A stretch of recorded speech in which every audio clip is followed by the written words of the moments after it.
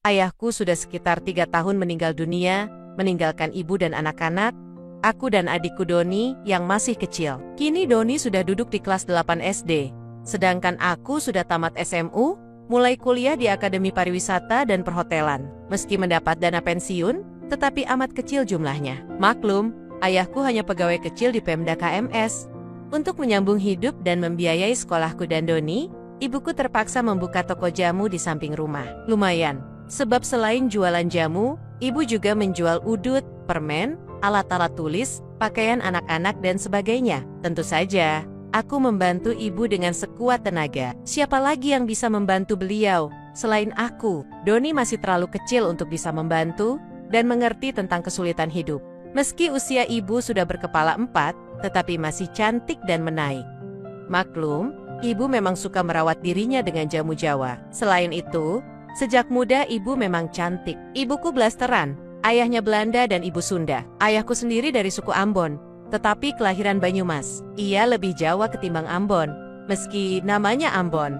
Selama hidup sampai meninggal, ayah bahkan belum pernah melihat Ambon. Ayah meninggal karena kecelakaan bus ketika bertugas di Jakarta. Bus yang ditumpanginya ngebut dan nabrak truk tangki yang memuat bahan bakar bensin. Truk dan bus sama-sama terbakar, dan tak ada seorang penumpang pun yang selamat, termasuk ayahku. Sejak itu, ibuku menjanda sampai 3 tahun lamanya. Baru setahun yang lalu, diam-diam ibu pacaran dengan duda tanpa anak, teman sekantor ayahku dulu. Namanya Sutoyo. Usianya sama dengan ibuku, 42 tahun. Sebenarnya aku sudah curiga, sebab Pak Toyo, begitu aku memanggilnya karena teman ayahku, yang rumahnya jauh, sering datang minum jamu dan ngobrol dengan ibuku. Lama-lama mereka jadi akrab, dan lebih banyak ngobrolnya daripada minum jamu. Kecurigaanku terbukti, ketika pada suatu hari, ibu memanggilku dan diajaknya bicara secara khusus. "Begini nak," kata ibu waktu itu, "ayahmu kan sudah 3 tahun meninggalkan kita, sehingga ibu sudah cukup lama menjanda."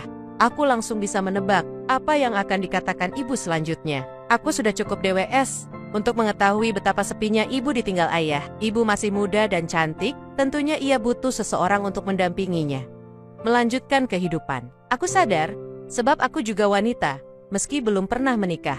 Ibu tak bisa terus-menerus hidup sendiri. Ibu butuh seseorang untuk mendampingi ibu dan merawat kalian berdua. Kamu dan adikmu masih butuh perlindungan, masih butuh kasih sayang, dan tentu saja butuh biaya untuk melanjutkan studi kalian. Demi kalian, Ibu sudi menikah kembali dengan Pak Toyo, dengan harapan masa depan kalian lebih terjamin. Kamu menggarti? Begitu kata ibu. Ibu mau menikah dengan Pak Toyo. Aku langsung saja memotongnya. Tidak apa-apa kok Bu, Pak Toyo kan orang baik.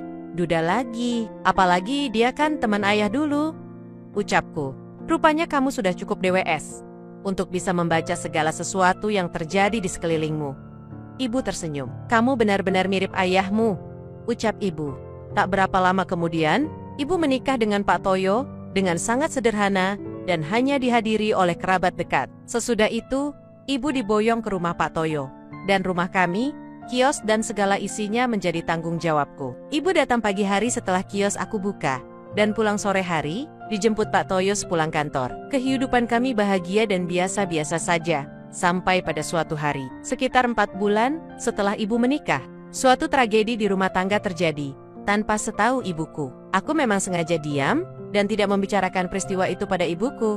Aku tidak ingin melukai perasaannya. Aku terlalu sayang pada ibu, dan biarlah ku tanggung sendiri. Kejadian itu bermula ketika aku sedang berada di rumah ibuku atau rumah Pak Toyo, mengambil beberapa barang dagangan atas suruhan ibu. Hal tersebut biasa kulakukan apabila aku sedang tidak kuliah. Bahkan aku juga sering tidur di rumah ibuku bersama adik. Tak jarang sehari penuh aku berada di rumah ibu, saat ibu berada di rumah kami, menjaga kios jamu. Kadangkala, aku memang butuh ketenangan belajar ketika sedang menghadapi ujian semester. Rumah ibu sepi di siang hari, sebab Pak Toyo bekerja dan ibu menjaga kios. Sementara di rumah itu, tidak ada pembantu. Siang itu, ibu menyuruhku mengambil beberapa barang di rumah Pak Toyo, karena persediaan di kios habis. Ibu memberiku kunci, agar aku bisa masuk rumah dengan leluasa. Tetapi ketika aku datang, ternyata rumah tidak dikunci, sebab Pak Toyo ada di rumah. Aku sedikit heran, kenapa Pak Toyo pulang kantor begitu awal? Apakah sakit? Loh, Bapak kok sudah pulang? Tanyaku dengan sedikit heran. Sakit ya, Pak? Ah, tidak. Ada beberapa surat ketinggalan. Kamu sendiri kenapa kemari? Disuruh ibumu ya? Jawab Pak Toyo. Iya, Pak. Ambil beberapa barang dagangan. Jawabku biasa-biasa saja. Seperti biasa, aku terus saja nyelonong ke ruang dalam untuk mengambil barang yang kuperlukan. Tak kusangka, Pak Toyo mengikutiku dari belakang. Ketika aku sudah mengambil barang dan hendak berbalik, Pak Toyo berdiri begitu dekat dengan diriku. Sehingga hampir saja kami bertabrakan. Aku kaget. Dan lebih kaget lagi ketika tiba-tiba Pak Toyo memayuk ping tuangku. Belum sempat aku protes, Pak Toyo sudah mencilili kukumku. Barang dagangan terjatuh dari tanganku ketika aku berusaha mendorong Pak Toyo agar melepaskan diriku yang didemikiannya erat sekali. Tapi ternyata Pak Toyo sudah kerasukan Saiton. Ia sama sekali tak menghiraukan doronganku dan bahkan semakin mempertahankan keputusannya. Aku tak berhasil menjauhkan diri. Aku mau berteriak. Tetapi tiba-tiba tangan kanan Pak Toyo menutup muhluaatku. Kalau kamu berteriak, semua tetangga akan berdatangan dan ibumu akan sangat malu. Katanya dengan suara serak. Berteriaklah, agar kita semua malu, ucapnya lagi. Aku jadi ketakutan dan tak berani berteriak. Rasa takut dan kasihan kepada ibu membuat aku luluh, pikirku. Bagaimana kalau sampai orang lain tahu apa yang sedang terjadi dan apa yang diperbuat suami ibuku terhadapku. Belum lagi aku jernih berpikir, Pak Toyo membawaku masuk ke tempat demikian dan mendorong sampai jatuh. Ketika siuman, kudapati diriku demikian di tempat istirahat Pak Toyo. Dan dalam suasana kurang benar. Tempat itu berantakan. Dan kulihat tanda MRH itu. Aku menangis. Aku sudah tidak asli lagi. Aku sudah kehilangan apa yang paling bernilai dalam hidup seorang wanita. Aku merasa putus asa. Aku bangkit dan terasa sakit sekali. Tetapi, aku tetap berusaha bangkit dan dengan tertatih-tatih berjalan ke kamar mandi. Kulihat jam dinding. Wah, sudah 3 jam aku berada di rumah itu. Aku harus segera pulang, agar ibu tidak lama menunggu. Aku segera mandi dan membersihkan diri serta berdandan dengan cepat. Kuambil barang dagangan yang tercecer di lantai, dan segera pulang. Pak Toyo sudah tidak kelihatan lagi. Mungkin sudah kembali ke kantor. Kubiarkan tempat itu berantakan. Aku tak peduli. Hatiku sungguh hancur lebur. Kebencianku pada Pak Toyo begitu dalam. Pada suatu saat, aku akan membalasnya. Kok lama sekali? Tanya ibu ketika aku datang. Bannya kempes, Bu. Nambal dulu. Jawabku, sambil mencoba menutupi perubahan wajahku, yang tentu saja pucat dan malu. Kuletakkan barang dagangan di meja, dan rasanya ingin sekali aku memeluk ibu, dan memohon maaf, serta menceritakan apa yang telah dilakukan suaminya kepadaku. Tetapi hati kecilku melarang. Aku tak ingin membuat ibu sedih dan kecewa. Aku tak ingin ibuku kehilangan kebahagiaan yang baru saja didapatkannya. Aku tak kuasa membayangkan bagaimana hancurnya hati ibu bila mengetahui apa yang telah dilakukan suaminya kepadaku. Biarlah, untuk sementara, kusimpan sendiri kepedihan hati ini. Dengan alasan hendak ke rumah teman, aku mandi dan membersihkan diriku lagi. Di kamar mandi aku menangis sendiri. Begitu keluar dari kamar mandi, aku langsung dandan dan pamit untuk ke rumah teman. Padahal, aku tidak ke rumah siapa-siapa. Aku larikan motorku keluar kota dan memarkirnya di tambak yang sepi. Aku duduk menyepi sendiri di sana sambil menguras air mataku. Ya Tuhan, ampunilah segala dosa-dosaku, retapku seorang diri.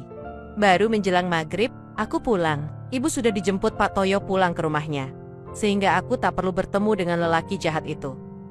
Kios masih buka dan adik yang menjaganya. Ketika aku pulang, aku yang menggantikan menjaga kios dan adik masuk untuk belajar. Untuk beberapa hari lamanya, aku sengaja tidak ingin bertemu dengan Pak Toyo.